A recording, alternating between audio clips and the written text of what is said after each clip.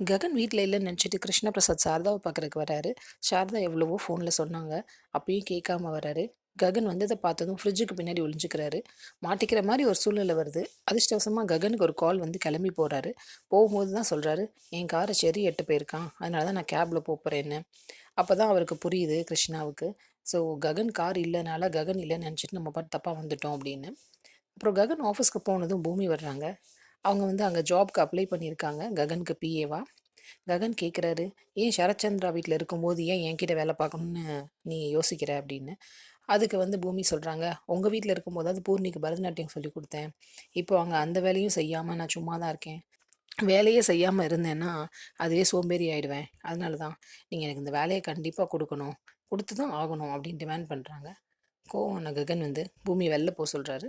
பூமி மேல ககனுக்கு கோவம் குறையுமா? இல்ல இன்னும் அதிகமாகுமா?